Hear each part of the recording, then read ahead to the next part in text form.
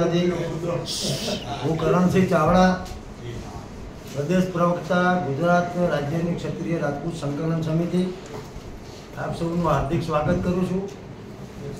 આજે હનુમાન જયંતિનો ઉત્સવ હતો, જન્મોત્સવ. તો હનુમાન જયંતિની આપ સૌને શુભકામનાઓ પાઠવું છું. 4 મુદ્દા માટે આપણે આજે મળી રહ્યા છીએ. એમાં પહેલો મુદ્દો એ છે કે સવારથી જ કેટલાક માધ્યમોમાં, સમાચાર માધ્યમોમાં એવા સમાચાર ચાલી રહ્યા છે કે કોર કમિટી અને સંકલન સમિતિના સભ્યો એ કેસરિયા કરવાના છે, એટલે કે ભારતીય જનતા પાર્ટીમાં જોડાવાના છે. તો આ વાત તદ્દન ખોટી છે, ભ્રામક છે અને અફવા છે. અને આ પ્રકારના તમામ સમાચારોને હું આપના માધ્યમથી રજૂ આપું છું. સંકલન સમિતિ એ કોર કમિટી અને અમારા જે સભ્યો છે એમને માન્યતા આપેલી તમામ સમિતિઓ એ જિલ્લા કક્ષાએ અમારી સંકલન સમિતિ છે. પણ હમણાંથી એવું ચાલુ થયું કે 10-12 જણાની જિલ્લા કક્ષાએ જે લોકો ભાજપની વિચારધારામાં માનતા હોય, ભાજપને સમર્પિત હોય, એવી સંકલન સમિતિ બનાવી દેવી જિલ્લા કક્ષાએ, તાલુકા કક્ષાએ, અને પછી એમને બોલાવી અને જાહેરાત કરી દીધી અથવા કરી દેવી કે આ સંકલન સમિતિ એ ભારતીય જનતા પાર્ટીમાં જોડાઈ છે. તો અહીંથી માન્યતા આપ્યા સિવાયની કોઈ પણ સંકલન સમિતિ એની રીતે કોઈ આવો ભ્રામક પ્રચાર કરે તો એ એમનો પ્રશ્ન છે. અમારી માન્ય કરેલી કોઈ પણ કક્ષાની સંકલન સમિતિ, એ પછી ગ્રામ્ય હોય, તાલુકો હોય, જિલ્લો હોય, પ્રદેશ હોય, સંકલન સમિતિનો કોઈ પણ સભ્ય, કોર કમિટીનો કોઈ પણ સભ્ય ભારતીય જનતા પાર્ટીમાં કદાપી જોડાવાનો નથી. અને અમારું આંદોલન ખૂબ શાંતિપૂર્વક બધા ગામોમાં ચાલી રહ્યું છે. આજે પણ હનુમાન જયંતિના પ્રસંગને અનુરૂપ પ્રતિક ઉપવાસ પર બેઠેલી અમારી બહેનોએ સુંદરકાંડનો પાઠ કર્યો, હનુમાન ચાલીસા કર્યા, રામધૂન કરી. અને આવા જ કાર્યક્રમો જ્યાં જ્યાં આસ્થાના કેન્દ્રો છે ત્યાં કરવામાં આવી રહ્યા છે. ઘણી જગ્યાએ રાતે પણ થશે. એટલે આ મુદ્દા નંબર 1. તો આવી કોઈ ભ્રામક વાતો આવે તો હું સમગ્ર ગુજરાતની પ્રજા, ક્ષત્રિય સમાજ, અમને ટેકો આપવાવાળા તમામ સમાજોને જણાવવા માગું છું કે આવી કોઈ વાતોમાં આવવું નહીં. આપણું આંદોલન ચાલુ છે. જૂનાગઢ ભારતીય જનતા પાર્ટીના પ્રમુખ કિરીટ પટેલે વિસાવદર ખાતે ભાજપના કાર્યાલયના ઉદ્ઘાટન વખતે એવો બેફામ વાણી વિલાસ કર્યો કે લુલી, લંગડી, બેરી, બોબડી, આંધળી, કોઈ પણ રાજમાતા હોય, રાણી સાહેબા હોય, પહેલાના જમાનામાં એમની કુખેથી રાજાઓ જન્મતા અને હવે રાજાઓ મતપેટીમાંથી જન્મે છે. તો હું આપના માધ્યમથી ભારતીય જનતા પાર્ટીના હાઈકમાન્ડને, પ્રદેશ પ્રમુખ, અહીંના પ્રભારી મહામંત્રી અને હાઈકમાન્ડને કહેવા માંગુ છું કે આનો મતલબ અમારે શું સમજવો.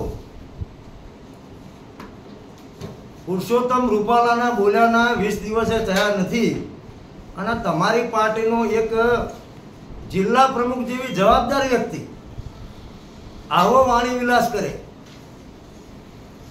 મતપેટીમાંથી રાજાઓ જન્મે છે, મત નાગરિકો આપે છે, આમ પ્રજા આપે છે. અને પ્રજા મત તમને રાજા બનાવવા નથી આપતી.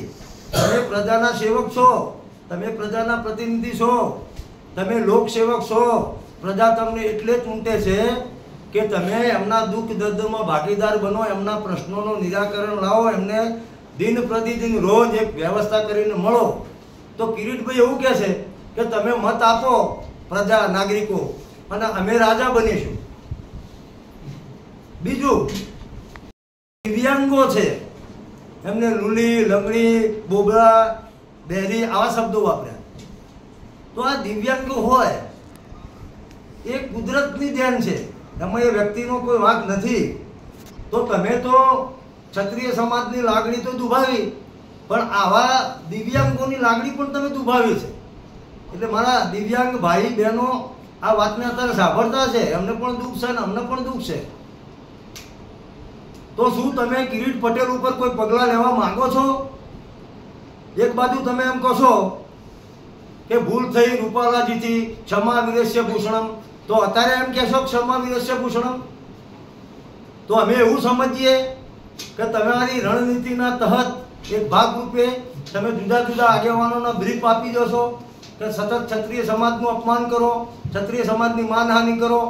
આવા નિવેદનોથી અમારા સમાજનો યુવાન ભાઈ બહેનો આક્રોશિત છે.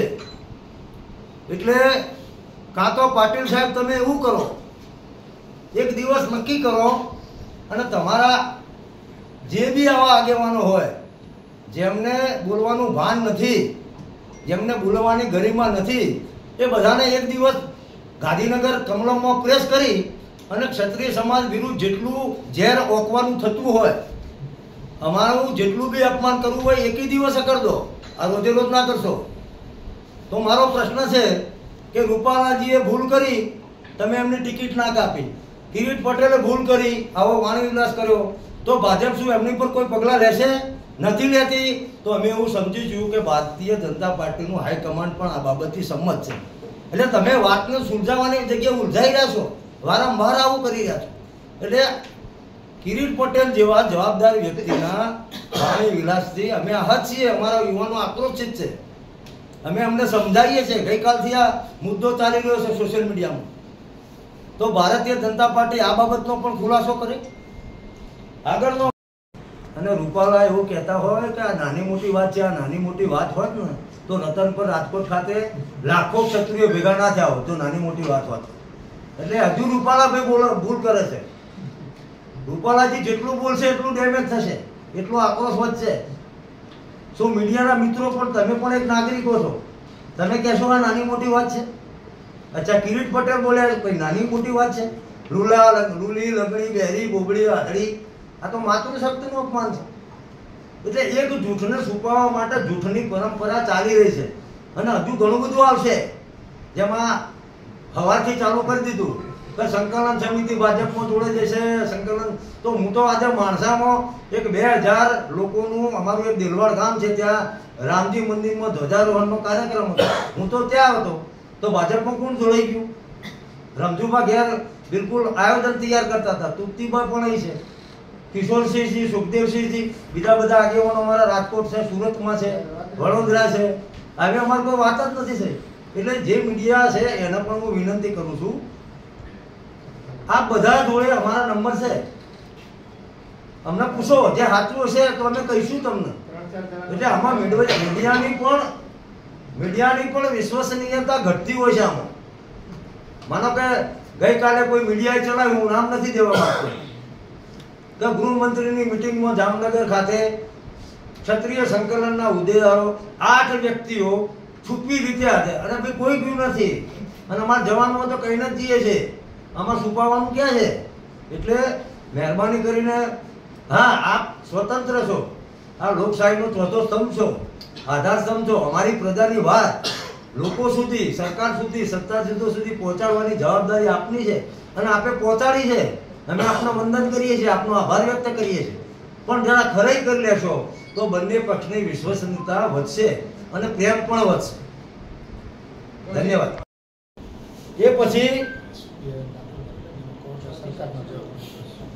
અમારા અર્જુનસિંહભાઈએ જે PIL દાખલ કરી હતી માન્ય પોલીસ કમિશનર શ્રી અમદાવાદ, એ જે વટહુકમ બહાર પાડ્યો હતો એ દાખલ થઈ ગઈ છે અને પ્રક્રિયામાં છે. એનો શું ચુકાદો આવશે એ તો ન્યાયતંત્ર ઉપર છે, એટલે એના વિશે આપણે કોઈ કોમેન્ટ કરી શકાય નહીં.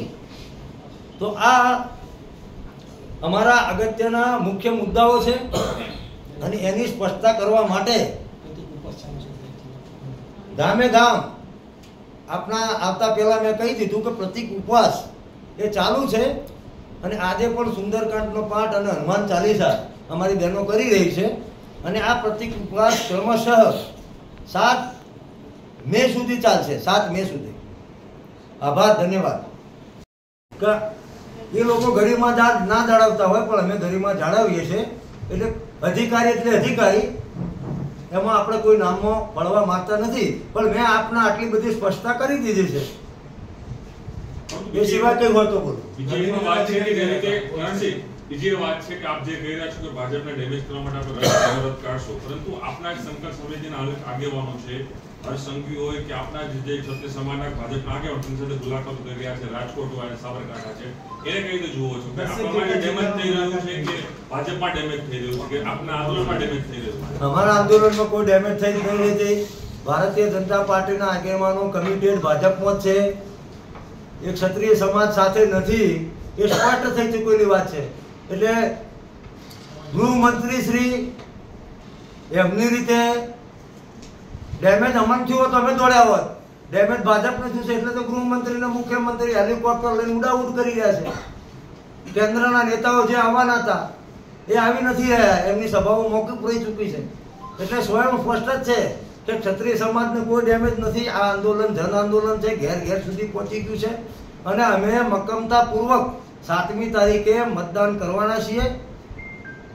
ભારતીય જનતા પાર્ટીના અહંકાર અને અમારા અસ્મિતા ને તમે સમજો. એમનો અહંકાર છે, અમારી લડાઈ અસ્મિતાની છે અને અમે કોઈ રીતે ડેમેજ નથી. અમે તો દિવસે દિવસે આવા વાણી વિલાસથી, આવી ધાક ધમકીથી, આવી રીતે વ્યક્તિગત બોલાવવાથી સમાજનો આક્રોશ વધી રહ્યો છે. એટલે અમે તો ઉપરથી મજબૂત હતા અને વધારે મજબૂત થઈ રહ્યા છે. સંકલન સમિતિની ગણી શકાય ને જે મીટિંગ થઈ રહી છે એમાં સંકલન સમિતિના મીટિંગમાં સંકલન સમિતિના કોઈ હોદ્દેદારો, અમે જે માન્ય સંકલન સમિતિ કરેલી છે એના કોઈ હોદ્દેદારો ભાજપના કોઈ પણ પદાધિકારીને મળતા નથી, મળવાના નથી, જોડાવાના પણ નથી. આવનારા સમયમાં કેન્દ્રના ભાજપના નેતા ગુજરાતમાં પ્રચાર અર્થે આવે છે તો તેમની સભામાં જઈને વિરોધ થશે કે નહીં? એ તો અમે અગાઉ કહી ચૂક્યા છીએ કે લોકશાહીના બધા શસ્ત્રો છે એટલે એમને કાળા વાવટાની ના પાડી, તો અમે કેસરિયા વાવટા સાથે વિરોધ કરવાના છીએ. વિરોધ તો થવાનો જ છે, કોઈ પણ આવે પણ એ વિરોધ શાંતિપૂર્ણ હશે, એ વિરોધ સંયમ સાથે હશે, કોઈ સંઘર્ષ વગરનો હશે. વિરોધ તો થશે જ, કોઈ પણ આવશે એનો વિરોધ થવાનો. આ જે લૂલી લંગડી બેરી બોબડીની જે વાત કરી આનાથી તો એમને સમગ્ર નારી શક્તિનું અપમાન કર્યું છે. ના માત્ર ગુજરાત, ભારત દેશની નારીઓનું અપમાન છે. એટલે મારી માતા બહેનો, ક્ષત્રિય સમાજની નહીં અન્ય સમાજની બહેનો પણ જુઓ આ લોકોના બહેનો માટે કેટલું માન છે, માતાઓ માટે કેટલું માન છે, કેવા શબ્દ પ્રયોગ આ લોકો કરી રહ્યા છે. એટલે આક્રોશને વધારવાનો, અમને ઉશ્કેરવાનો પ્રયત્ન ન કરો અને આ બાબતે તમે શું કરવા માંગો છો એ અમને સ્પષ્ટ જણાવજો. એ પછી અમને 2-3 જગ્યાએથી સમાચાર મળ્યા છે કે પોલીસ અધિકારીઓ એમની ઓફિસે બોલાવી અને ક્ષત્રિય સમાજ અને ક્ષત્રિય સમાજને સમર્થન આપનારા સમાજોને, નાગરિકોને ધમકાઈ રહી છે. ગઈકાલે વડોદરાના નંદિનશ્રી પોલીસ સ્ટેશનના પીઆઈ અમારા એક માલધારી સમાજના યુવાને, માલધારી ભાઈઓ તમે પણ સાંભળજો આ લોકોની માનસિકતા, એને ક્ષત્રિય સમાજને સમર્થન આપતો એક વિડીયો બનાવ્યો.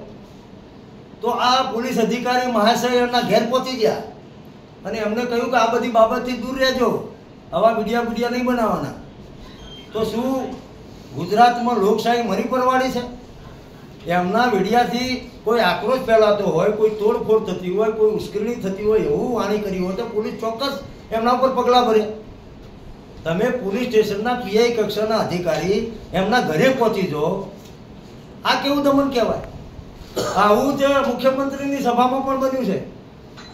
જ્યારે મુખ્યમંત્રીશ્રીની સભા પૂરી થઈ વડોદરા ખાતે, ત્યારે મુખ્યમંત્રીશ્રીનો કાફલો રવાના થયો તો અમારા યુવાનોએ ખાલી એટલું જ કહ્યું કે સીએમ સાહેબ જય ભવાની.